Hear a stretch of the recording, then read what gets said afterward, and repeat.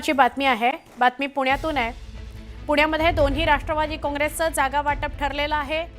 अजित पवारांना 125 तर शरद पवार गटाला 40 जागा मिळणार आहेत असं सूत्रांकडून कळतंय। म्हणजे दोघांमध्ये जागा वाटपाचं सूत्र ठरलंय। अजित पवारांची राष्ट्रवादी काँग्रेस 125 जागांवर लढणार आहे।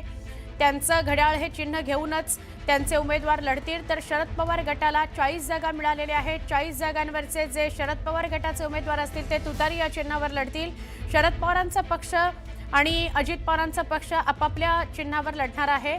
काही वेळात एबी फॉर्मचं सुद्धा वाटप होईल असं कळतंय। आज शेवटचा दिवस आहे उमेदवारी अर्ज दाखल करण्याचा।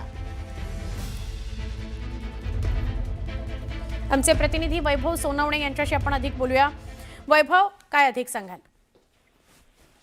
सुवर्णा, काल रात्री अखेर उशिरापर्यंत अजित पवारांच्या आणि शरद पवारांच्या राष्ट्रवादीच्या एकत्रित बैठका ज्या आहेत त्या संपल्या आणि त्यानंतर आता जागा वाटप जे ते समोर आले। जवळपास 125 जागांवरती अजित पवार महापालिकेची निवडणूक लढवतात, उमेदवार देत आहेत। तर साधारण 40 जागांवरती शरद पवारांच्या पक्षाचे उमेदवार जे आहेत ते तुतारीच्या चिन्हावरती उभे असणार आहेत। त्याच्यामुळे चिन्हाचा जो वाद होता किंवा एकाच चिन्हावरती लढावा असा जो अजित पवारांचा आग्रह होता तो काही शरद पवारांच्या राष्ट्रवादीने मान्य केलेलं नाही। त्याच्यामुळे त्यांचं प्रतिनिधित्व जे आहे ते तुतारीच्या चिन्हावरतीच असेल। तर अजित पवारांचे 125 उमेदवार जे आहेत ते घड्याळाच्या चिन्हावरती लढतील। जी माहिती आपल्याला मिळाली आहे त्यानुसार काही उमेदवारांची अदलाबदली नक्की करण्यात आलेली आहे।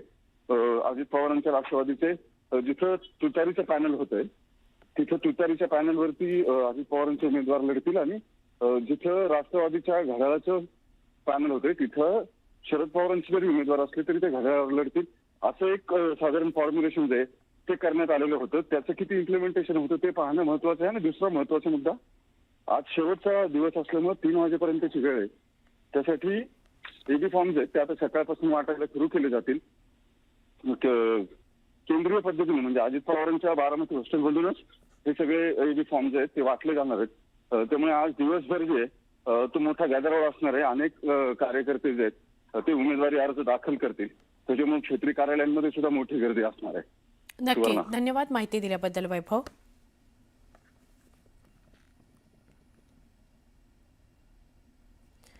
पुण्यामध्ये आधी तर काँग्रेस आणि राष्ट्रवादी काँग्रेस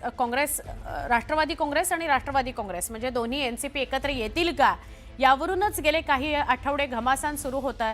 त्यानंतर निश्चिती झाली की पुण्यामध्ये सुद्धा हे दोन्ही पक्ष एकत्र येतील आणि काल रात्री उशिरा म्हणजे एबी फॉर्म वाटप होण्याच्या 1 दिवस आधी फक्त ठरलेलं आहे की किती जागांवर